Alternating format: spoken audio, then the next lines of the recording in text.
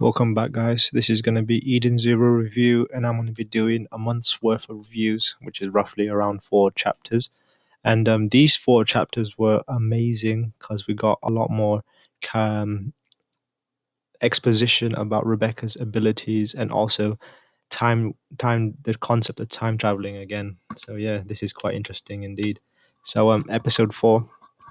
This was the episode after we see Shiki get shot in the head, and I was wondering how is he going to survive that because you can't. There's not really much ways around getting shot in the head, and we also see a little panel of Happy and Pino just thrown in the trash a bit as well. So this is kind of like a bleak future that has happened. The worst possible outcome, and we see Laguna going to Rebecca's cell. And he's really nice to her, and it was quite nice to see him consoling Rebecca in a way. And he kind of spills the beans about how he's fears Draken Joe, so he's also maybe in a similar situation where he's been forced against his will to work with him, and he's not really a friend or associate by choice, if that makes sense. And so that was pretty nice. And Rebecca thinks Laguna's not a bad guy, and she starts contemplating life in the shower, which is understandable, and she even cries in the shower for a little bit, which is makes sense given her situation.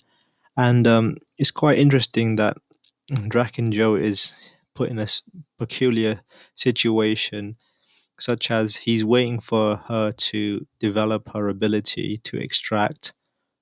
But if she awakens her ability, then it could be quite troublesome for him. So he's kind of put in a weird situation. And Rebecca actually activates her ability because she mentions she wants to see Shiki again. And this time, the reason why she's awakened is because she actually remembers what happens. And so what happens is she actually goes back in time. And if we remember last time, she fainted in the bathroom, and she woke up. She kind of wakes up at that point. So it was kind of like reversing time in a sense. So that was quite interesting concept that's been brought up. So that's her true power. So Rebecca's pretty OP already. So we get on to chapter 85 now. So we learned that Rebecca has traveled back in time about 7 days, I think. And she at first she thinks that what she experienced was just a bad dream, and she tries to explain to her friends what has happened. And I was really surprised with how supported how supportive everyone is of of her and stuff. So because they all believe that they didn't call her crazy or anything, because that's usually what happens in these kind of scenarios. And the one thing that's kind of annoying but makes sense is she wants to rescue Libya. It's that the girl that always is mean to her and stuff and looks like Wendy. And like, why would you rescue her? She's not really nice to you. But apparently they used to be friends, so they got a bit of history as well going back. So that'd be quite interesting to see that being explored later on. And it's kind of funny how everyone's like, really, we're gonna go save her, and it's only Rebecca who really wants to save her. So that's pretty funny. But Shiki, he's all about helping friends. So a friend of his, I know a friend of Rebecca's a friend of his. That's what he says. So that was pretty funny. And one thing I did notice, the themes of friendships is mentioned a lot in these 4 chapters. I don't know if Hiramashima is self-aware and he's just parodying it, or he's genuinely being serious and trying to push the themes of friendship. Because I did notice it was a lot of propaganda, friendship propaganda, anyway. And so what's different this time is Rebecca has the power of hindsight because she knows what's going to happen and she knows a bit more about the enemies we're fighting, and she wants to explain. I mean, she wants to tell everyone what's going to happen and stuff. But it's bored across the ship. So then we got on to chapter 86, and just as last time, Witch goes into a battle armor and beats all 3 of them. So some things do stay the same. So that was pretty cool. And this time, though, Rebecca has the upper hand because she knows what tricks these guys play, such as one of them self-destructing and trying to hack the mainframe, and the other one, being invisible, and the one being a slime monster. So, because she spills the beans on that, we're not going to get surprised by that anymore. And something that was pretty crazy that happens later on is first of all, they beat them and they captured them, and they're going for any more tricks. But second of all, Rebecca starts giving intel on the element four and what their powers are and how their abilities work, and also about Kraken Joe's ability. So now everyone has the power of knowledge and hindsight of what they can do, so they can prepare a more thoughtful counter when they fight against them. So that's pretty nice of her. And something that was really shocking to me was Moscow starts talking. I was like, oh my goodness, because throughout the series the dudes only said Moscow, and there's a bit of a throwback to this to when Jin used to work with the Moscow. So Moscow gives some information about Jin, and it's kind of limited, but considering he's quite a mysterious guy, he gives what he knows. So they're fair enough to Moscow, but I didn't even know the dude could speak, but yeah, he does. So because of that, Shiki has a plan, and I was wondering what his special plan was going to be. But his plan was just attack straight ahead, but instead with all the crew members all together. So that's one thing that's different from last time, is because they were separated into two, so their full strength wasn't utilized. So this time, having everyone on board the ship at the same time means that the crew's at full power. So that was kind of clever and stupid and simple at the same time, but cheeky. And he just dives straight into the force field, and they get through because their force field is stronger than Kraken Joe's force field. And we get a little glimpse of Sabir as well. That was really nice, considering he got shot in the head in the previous timeline. And the biggest plot twist that blew my mind in this was when Draken Joe refers to Rebecca as number 30, and you start thinking what the numbers mean, and I kind of pieced it together. That's the amount of times that she jumps through time, because last time she was called number 29, and I was wondering why she was called number 29, but now that she's called number 30, kind of makes sense, because she used her ability as well.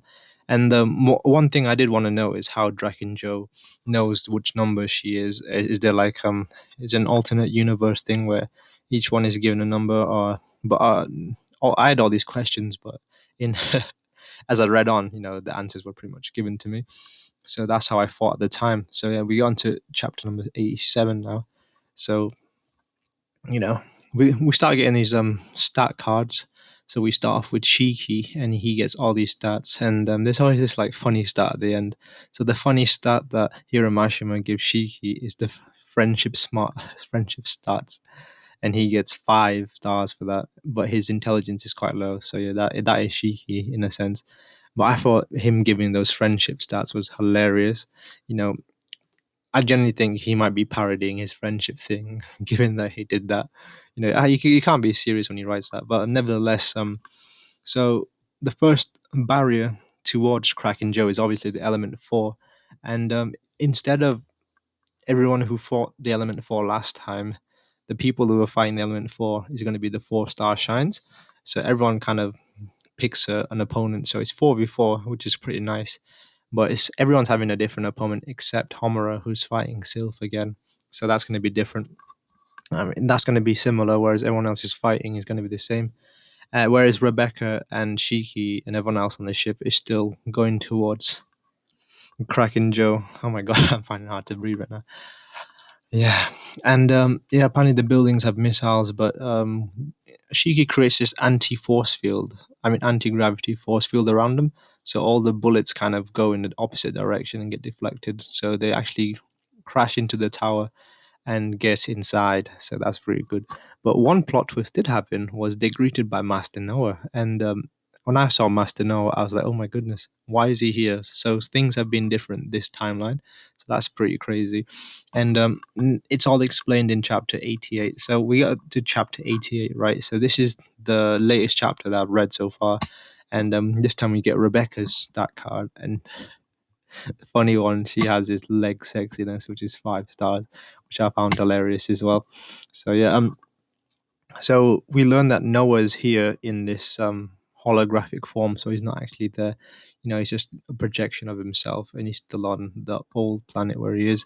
And he explains to us that his ether gear is the eye of the god, which is pretty much a glorified GPS, and you can track people down. And one different ability one unique thing about it is that he can also see outside of time.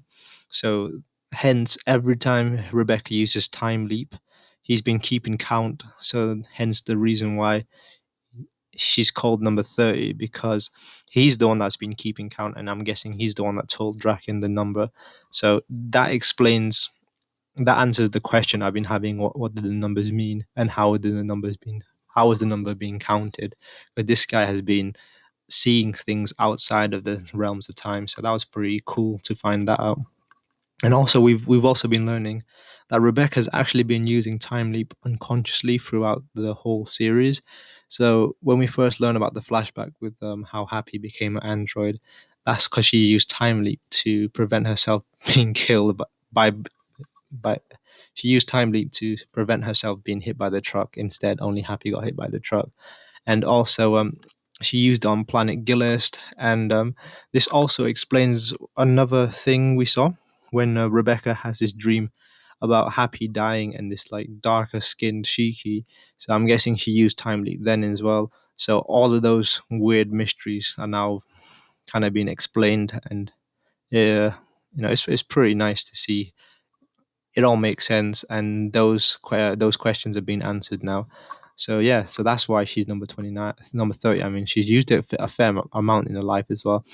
And now the only difference now is Rebecca is actually able to remember what she did before she time loops, because before she would always wake up and she would think it was a dream and forget what happened. So this time she's conscious and awake during her time leap. So that's the only difference there is now.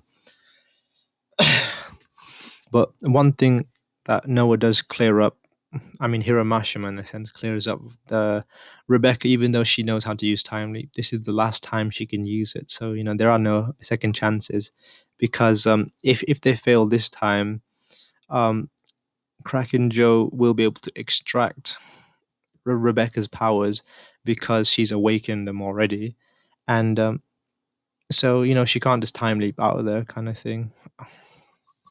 So yeah, this is the only chance they have. So that kind of puts the stakes back up, because before then you just assume that Rebecca will just keep repeating this time loop until she wins. But yeah, because of that, that kind of puts a stake back up. Like, oh, this is the final chance, because as soon as Rebecca gets her abilities distracted, we're gonna have Kraken Joe number two. Like his timelines begins and Rebecca's ends. And he also apologizes because he was the reason why Rebecca got sold out to Kraken Joe in the first place. And his reasoning is it's a bit weird, but he says he did all this to beat Kraken Joe. So this is a bit like an Avengers where Doctor Strange sees all possible timelines and he knows this is the only way. Something similar to that in a sense. But so yeah, so that kind of redeems him from being an evil guy in the terms of plot. But I'm not fully convinced that, because I think he might have an ulterior motive why he wants to get rid of Kraken Joe in the first place, and he tries to sell the idea that Kraken Joe is a bigger threat to the universe than you think. So he's probably seen a different alternative timeline where things could go really bad. So that's quite interesting to see as well. And so yeah, I want to know, what is Noah's true intentions, stuff like that. Is he truly a good guy as he says he is, or has he got his own motives? And then one more thing, we also see a bit of fighting between the four starshines and four elements. And the highlight of the chapter for me was when I forgot what the Earth guy is called, but the Earth element, he shows his coin that has 60 days of no torture, right? He's bragging about that. And then Sister shows him his coin that has 10 years free of torture as well. So that was kind of a big flex on him. So I thought that was pretty hilarious as well. So yeah, oh my goodness, I can't really talk right now, but yeah. So these four chapters were amazing, and a lot of plot has been revealed, and Rebecca's powers kind of makes things a bit more interesting, but could also make things a bit more boring if Rebecca's always using a power. So there has to be some kind of restrictions put on so she can't always repeat if she doesn't get her way, kind of thing going forward. Because I don't really want to see that, because that kind of ruins the whole premise of, if anything bad goes, she can just reset it, so there's no threat, kind of thing. So there definitely needs to be some kind of balancing on her time leaper ability, and so yeah, so the ideas of time travel has been explored now in this series a few times, but especially when now that Rebecca has control over that, so she's got quite a broken ability, and I hope that it's balanced out well in future episode. Oh my goodness, in future chapters. But I also like how there's so many different concepts going on in this series, because I really like things that are a bit more complex than simple. So this adds a layer of complexity, and I've also enjoying how the fights are going out between the Element Four and the Four Star Shines. There's a bit of comedic aspects as well, and a bit of action. And yeah, the comedy in this series has been top notch, because I've been laughing every time something happens, and the artwork there is also quite nice. And got to say, the pacing is going well, and the story is what do you call it? It's progressing really nicely. There's new layers of mystery, and also what's going to happen. I don't know. You can't you can't predict this show at all, because I assumed that Shiki was going to come back from the dead somehow, but yeah, he didn't come back from the dead. We just rewinded time to a point where he's still alive. So that was pretty crazy. I don't know what more to say, but bye bye, and I'm looking forward to the next chapter review. Bye.